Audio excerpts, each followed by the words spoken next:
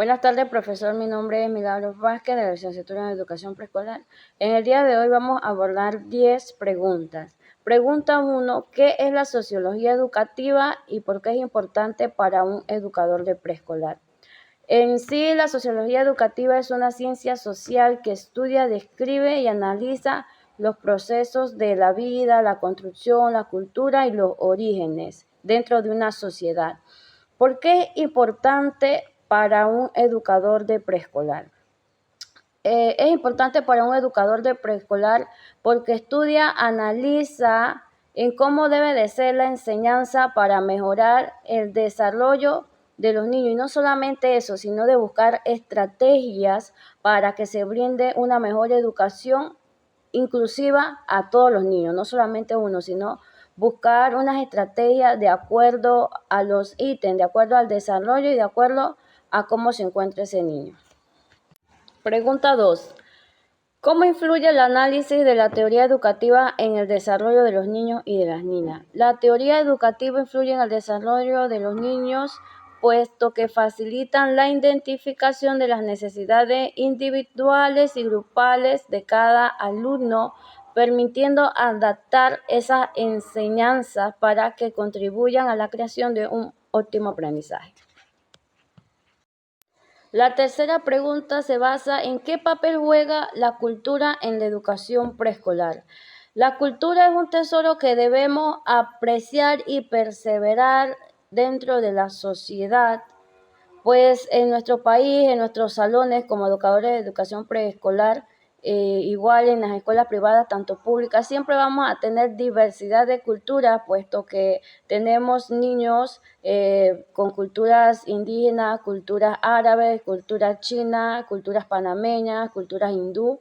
Lo digo porque soy asistente de preescolar y dentro del colegio tengo diversas culturas. Entonces, aprender a enseñarles a nuestros niños a respetar los valores, las creencias de todos dentro del aula. Y esto les permite comprender que existen diferentes formas de pensar, de actuar y ver el mundo y promueve también una actitud respetuosa hacia sus demás compañeros.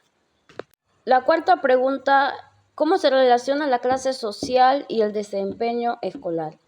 La interacción entre el alumno y el entorno es definido de acuerdo al contexto socioeconómico y de acuerdo a las características en las cuales ellos se encuentran.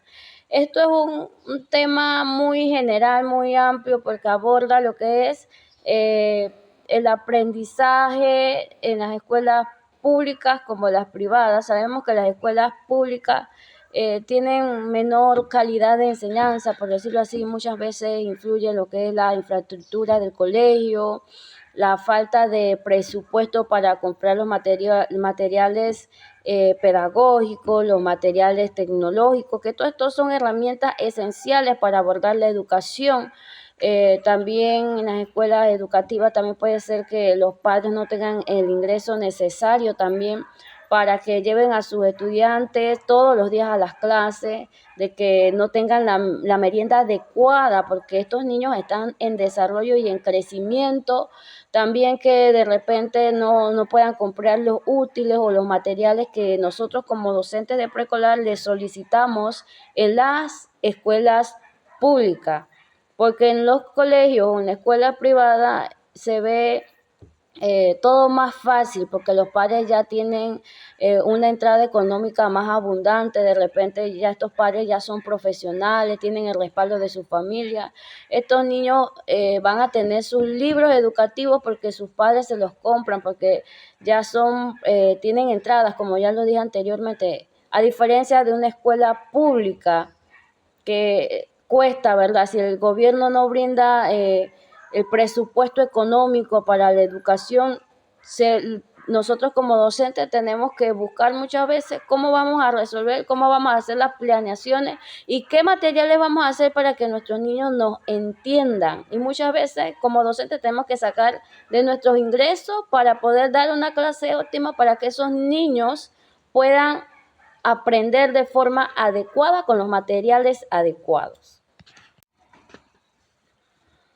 En la quinta pregunta tenemos ¿qué es la desigualdad educativa y cómo se manifiesta en el nivel de preescolar?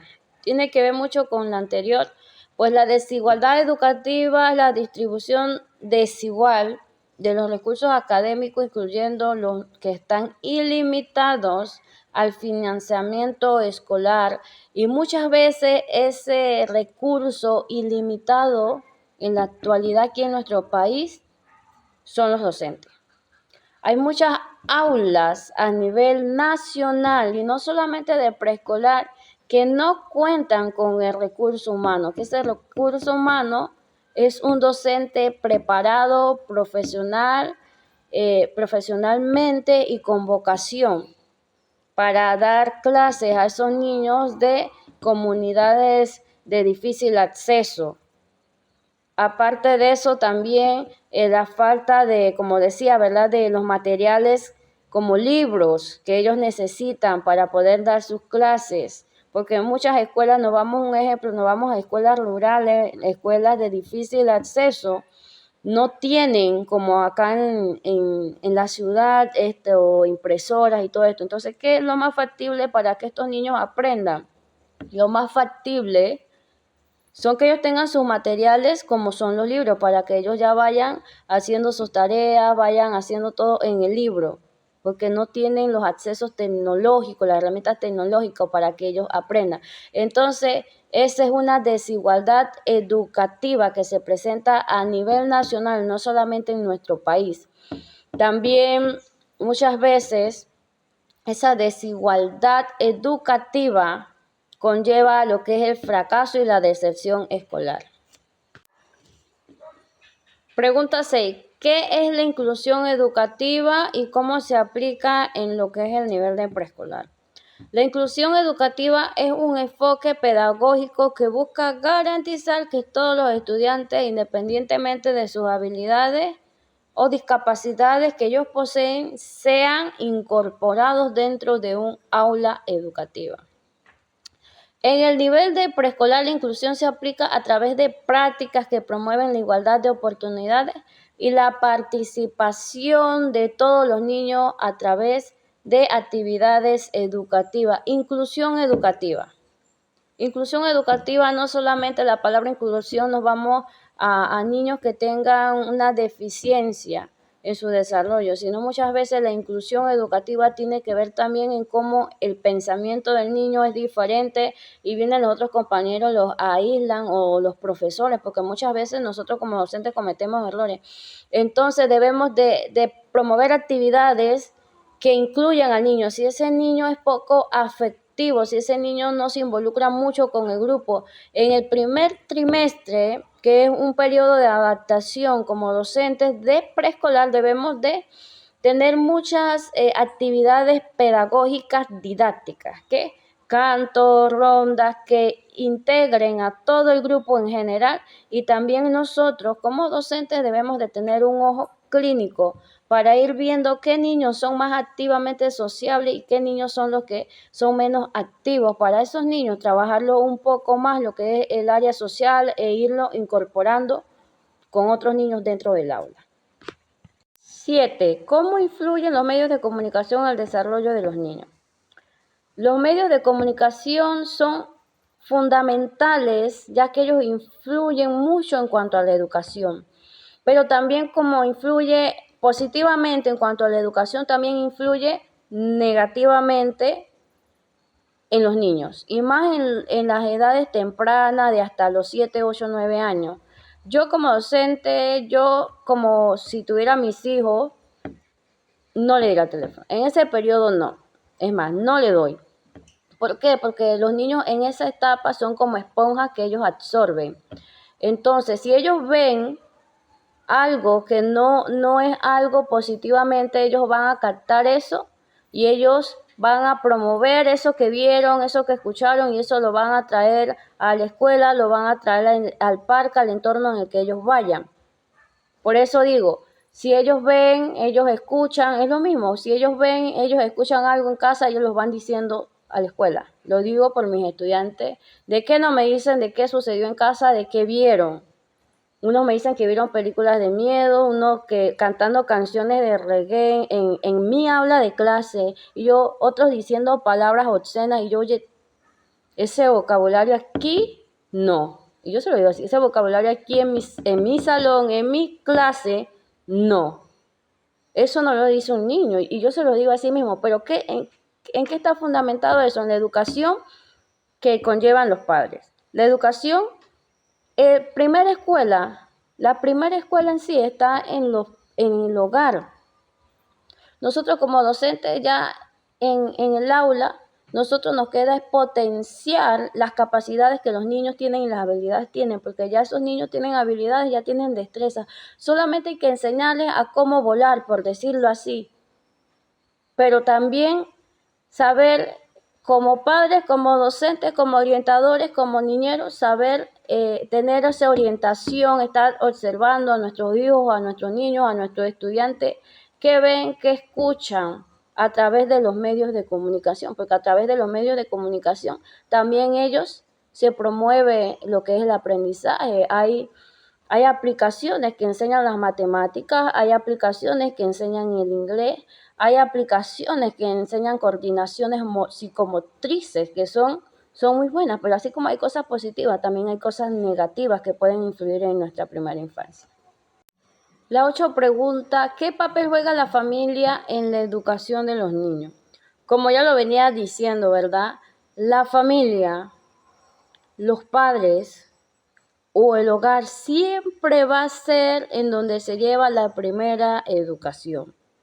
Los padres son los primeros maestros de los niños, ahí en donde ellos están capacitados para guiar a sus niños de acuerdo a valores y brindarles ese afecto, ese amor de calidad que se nace en sí dentro del hogar.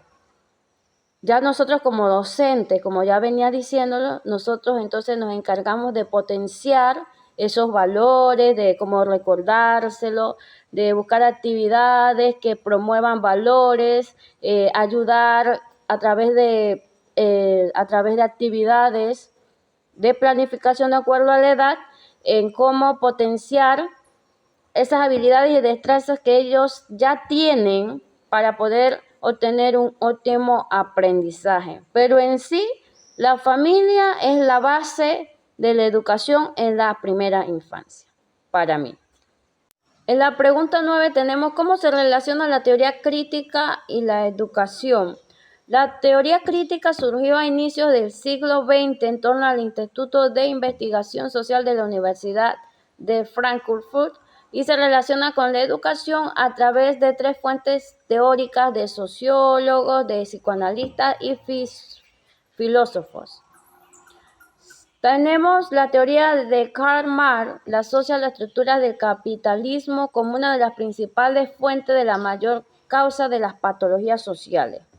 Sigmund Freud, así como el ser humano padece cuyos síntomas pueden ser tomados y sentidos, también dice que el psicoanálisis pretende que el paciente saque a relucir las emociones o recuerdos que tengan reprimidos para que estos le impidan, para que estos sean heridas que sean sanadas para que la persona pueda avanzar. También tenemos a Max Weber, quien abordó el aprendizaje social, en donde dice que las sociedades están en constante aprendizaje y la mejora de las respuestas según surge a través de la interacción humana y a través de la sociedad. ¿Qué tiene que ver esto en cuanto a la educación? ¿Qué tiene que ver la teoría crítica en cuanto a la educación?